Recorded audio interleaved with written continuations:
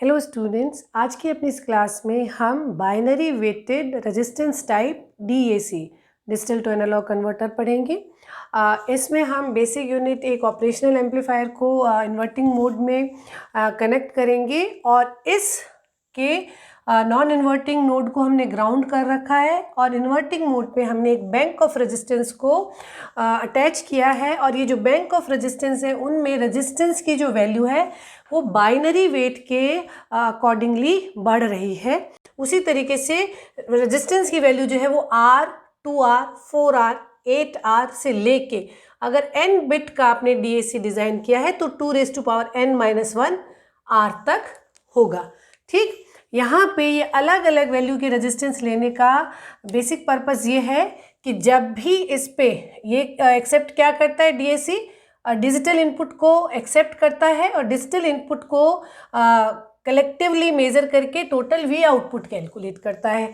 यहाँ पे हमारा कॉन्सेप्ट ये है कि ये अलग अलग रेजिस्टेंस जो है जब भी आपके लॉजिक 1 के लिए तय किए गए V रेफरेंस से कनेक्ट होंगे तो वो अपने वेट के हिसाब से करंट जो है वो सर्किट में ऐड ऑन करेंगे। यहाँ पे फॉर एग्जांपल अगर हम मानते हैं कि हमारा जो इनपुट है वो अगर आपका 1 0 1 1 है, ठीक, इस तरीके का अगर आपने इनपुट दिया तो ये जो कनेक्शन पॉइंट है इस बिट के साथ ये जो है वो आपका V रेफरेंस से कनेक्ट हो जाएगा, V रेफरेंस से कनेक्ट हो जाएगा, ये आपका ग्राउंड से कनेक्ट हो जाएगा, मीन्स लॉजिक 0 ग्राउंड 0 वोल्टेज, ये आपका V रेफरेंस से कनेक्ट हो जाएगा और ये भी आपका V रेफरेंस से कनेक्ट हो जाएगा। यहाँ पे ये जो बिट है ये बेसिकली इनपुट की MSB है। ठीक, ये ऐसे लिखा गया, आप इसको ऐसे पढ़ रहे हैं लेकिन बाइनरी पैटर्न जो है वो आपका बेसिकली 1 0 1 1 है। अगर आपका डिजिटल इनपुट आपका 1 0 1 1 होगा तो आप MSB को यहाँ फीड करेंगे, ठीक है ना, ये आपका MSB पॉइंट है। ठीक, और ये जो लास्ट का जिसका सबसे हाई वैल्यू का रेजिस्टेंस है वो आपका LSB पॉइंट है। ठीक है, ये थोड़ी सी छोटी छोटी माइनर डिटेल्स आप थोड़ा ध्यान से पढ़ेंगे तो ये बहुत इजी टू अंडरस्टैंड और प्रॉब्लम अटेम्प्ट करने में भी कोई कंफ्यूजन नहीं होगा। तो ये जो इसका नियर मोस्ट कनेक्शन पॉइंट है जिसमें कि बहुत कम रेजिस्टेंस लगा है या सबसे छोटा रेजिस्टेंस लगा है वो MSB पॉइंट होगा। ठीक, उसके बाद इस तरह से ये लास्ट LSB तक आ जाएगा। अब देखें कि अगर हमने इस तरह से कनेक्शन किया, इनपुट 1 0 1 1 दिया तो ये इस तरह से कनेक्ट हो जाएंगे, V रेफरेंस से कनेक्ट हो जाएंगे। अब ये V रेफरेंस जो है वो सर्किट में अगर I1, ये I2 और ये I3 और ये अगर I4 इसी तरीके से अगर करंट को कंट्रीब्यूट करते हैं तो I1 क्या होगा, I1 सर्किट में क्या होगा, इस अरेंजमेंट को अगर हम देखें तो I1 विल बी, यहाँ हमें ध्यान देने की बात है कि जब हम ओप एम्प को पढ़ते हैं तो ओप एम्प में V plus is always equals to V minus. Non inverting और इन्वर्टिंग नोड पे वोल्टेज ड्रॉप हमेशा सेम होता है। Secondly I input in a op amp is always 0, कोई करंट इसमें नहीं फ्लो होगी, जो भी टोटल करंट आ रही है वो आपकी इस रेजिस्टेंस से बाईपास हो जाएगी। ओके, तो I1 क्या होगी, ये अगर ग्राउंड है तो ये पॉइंट भी ग्राउंड है, it means these are virtual grounds.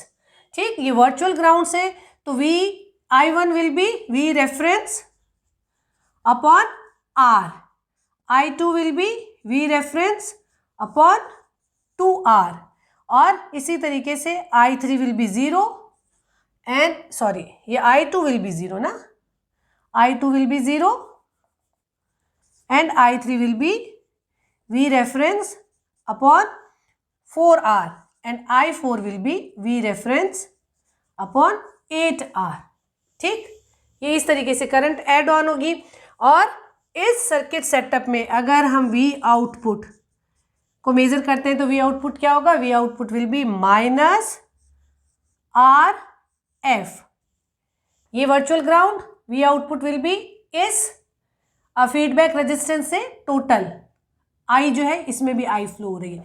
Total I क्या है, total I is sum of I1 plus I2 plus इस तरह से, तो V आउटपुट हो जाएगा माइनस RF अपॉन ये हो जाएगा V रेफरेंस अपॉन R। अभी के केस में अगर हम इसको 0 माने और अगर ये 0 नहीं है तो generally V reference upon 2R plus V reference upon 4R plus V reference upon 8R, और इस तरीके से ये आपकी वैल्यू बढ़ती जाएगी। यहाँ के केस में हमारा ये इनपुट 0 था तो ये वाला जो कंट्रीब्यूशन है ये 0 हो जाएगा। तो V आउटपुट आपको V output equals to minus V reference upon RF upon R, और ये 1/2 प्लस 0 प्लस 1/4 प्लस 1/8। तो हर बिट ने अपने वेट के अकॉर्डिंग करंट कंट्रीब्यूट की है और आपको उसी के हिसाब से सम ऑफ वोल्टेज रेजिस्टेंस मिल जाता है।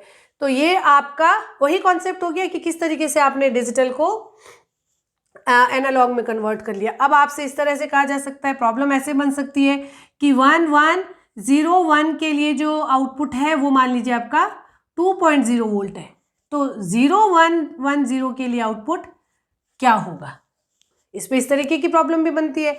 इस तरीके की प्रॉब्लम को सॉल्व करने के लिए आप क्या करें, इसके लिए हम इसको ये जो RF अपॉन R ये माइनस V रेफरेंस, ये आपका एक बेसिकली एक मल्टीप्लाइंग फैक्टर है, एक कांस्टेंट बन जाएगा और फिर वेट के हिसाब से आपको आउटपुट मिलता रहेगा। तो यहाँ पे अगर हम इस मल्टीप्लाइंग फैक्टर को, इस कांस्टेंट अमाउंट को कैलकुलेट करें तो कैसे कैलकुलेट करेंगे। तो हमें ये कहा गया है कि 1101 के लिए अगर आउटपुट वोल्टेज 2 है तो 0110 के लिए आउटपुट क्या होगा। बेसिकली हम इस कोफिशिएंट को एक कांस्टेंट मल्टीप्लायर की अमाउंट से या उसके नाम से रिप्लेस कर सकते हैं, और इसी कांस्टेंट मल्टीप्लायर से आपका जो डेसिमल इक्विवेलेंट है वो बार बार मल्टीप्लाई हो रहा है। आप इसको इस तरह से लिख सकते हैं, analogue output equals to K into decimal equivalent of digital input. ठीक है, आपने जो भी डिजिटल इनपुट दिया उसका डेसिमल इक्विवेलेंट वो आपके एक कांस्टेंट से मल्टीप्लाई होके आपको एनालॉग आउटपुट दे रहा है। तो पहले आपको कहा गया है कि 1101 के लिए 2 है, तो 2 कितने के लिए है, 2.0 है। 1101 का हम डेसिमल इक्विवेलेंट निकालें, this will be 1 0 4 and 8, this is 13।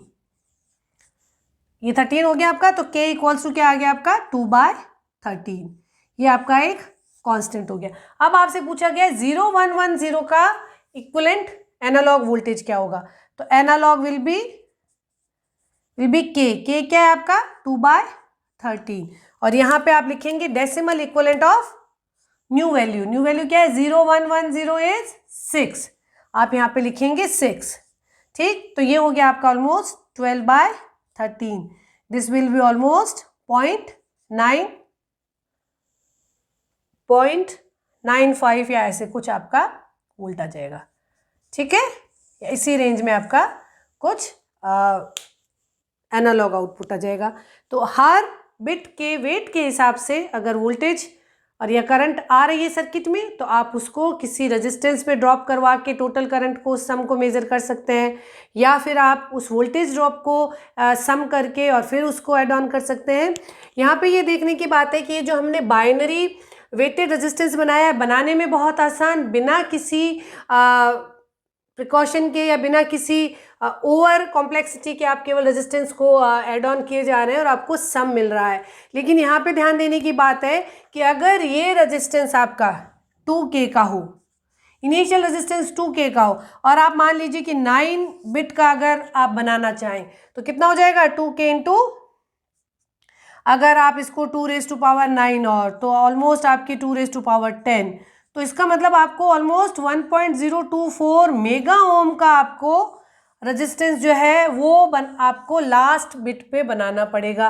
इस हेवी वैल्यू का रेजिस्टेंस फैब्रिकेट करना और उसमें बिना किसी फ्लक्चुएशन के उस रेजिस्टेंस को मेंटेन करना इंजीनियरिंग पॉइंट ऑफ व्यू से मुश्किल होता जाता है। तो इस तरीके से हाई वैल्यू के रेजिस्टेंस जो है वो फैब्रिकेट करते जाना आपके लिए एक मुश्किल काम हो जाता है। तो उसको ओवरकम करने के लिए हम एक फिक्स वैल्यू के रेजिस्टेंस का एक सेटअप बनाते हैं जिसे हम R2 2 are ladder type DAC बोलते हैं। नेक्स्ट वीडियो में हम उसको डिस्कस करेंगे। Keep learning, keep watching. Thank you.